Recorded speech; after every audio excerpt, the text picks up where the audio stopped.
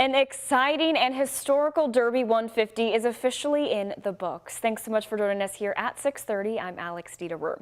Mystic Dan, the winner, was greeted by cheering fans this morning and even got some new hardware.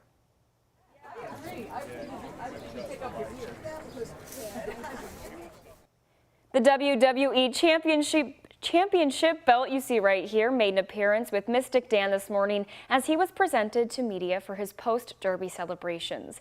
Trainer Kenny McPeak making history with both Torpedo Anna and Mystic Dan becoming just the third trainer to win the Oaks and the Derby in the same year.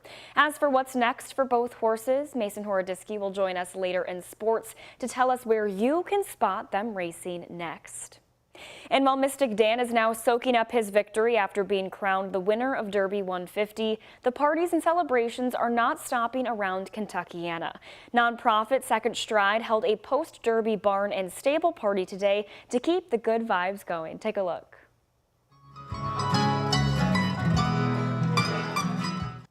You just heard the band that played at the event today. There were also vendors and people were able to meet the horses at the Second Stride Prospect Farm. Second Stride is a nonprofit that takes in retired racehorses after retiring from their career to find them a forever home through adoption. Today's After Derby event was a chance for people to support the horses after retirement and introduce the program to the community. Think about the horses and how, after racing, how they have a whole lot, another life in front of them, and that they do have a lifespan for 20 or 30 years. And yeah, just amazing what horses do for us and what they can give after their racing career. Second Stride has 21 horses available for adoption at its farm in Prospect. And speaking of parties, right now down the street at 4th Street Live is a celebration for Cinco de Mayo. WHAS 11's Connor Steffen and photojournalist Aspen Hester join us live from the festivities. And Connor, you've been speaking with people all day today. What does this kind of celebration mean to them? Well, Alex, first I want to say that conventional wisdom would lead you to believe that people the day after the 150th Kentucky Derby would be resting. But here we are at 4th Street Live. Go ahead and take a look at the crowd gathered here today. It stretches throughout the entire block here, all the way past the 4th Street Live stage. We're out here at a Cinco de Mayo celebration that features all kinds of entertainment, from poetry to songs and dance. Event organizers tell us today is about family and recognition for the growing Latin American and immigration population that is making our city what it is today.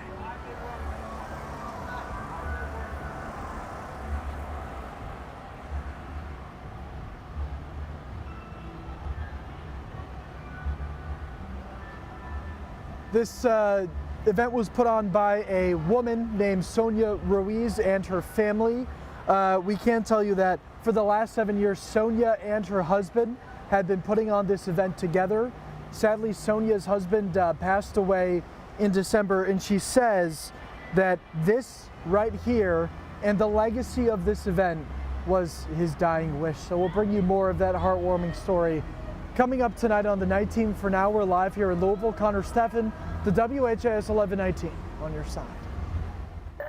Thank you, Connor. Jamie Knoll, his wife Misty, and their daughter Casey are expected back in court tomorrow facing felony charges that include theft, tax evasion, corrupt business practices, and more. Jamie Knoll is currently in the Scott County Jail after being found in contempt of court for having firearms in his home in violation of his bond conditions. Indiana State Police are alleging Knoll and his family used funds from the New Chapel EMS and Utica Township Volunteer Firefighter Association to pay for tuition, cars, child support, and more personal purchases. Police also say the family failed to disclose their income on taxes over a 5-year span. We will be there tomorrow as the family is expected back in court for another pre-trial hearing. Also happening tomorrow, Louisville Metro Council will begin to take a look at the mayor's proposed budget. The mayor is proposing $1.1 billion in funding for the next fiscal year. Two of the biggest priorities are public safety and affordable housing. More than $448 million is set aside for LMPD, Louisville Fire, and EMS. The money will go towards new technology, pay raises, and upgraded gear.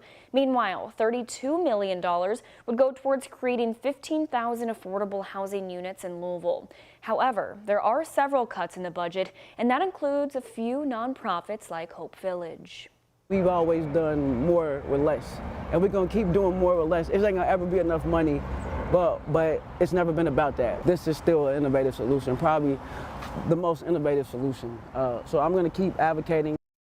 Metro Council will begin hearings on the budget tomorrow, but are not expected to vote on the budget until June 20th.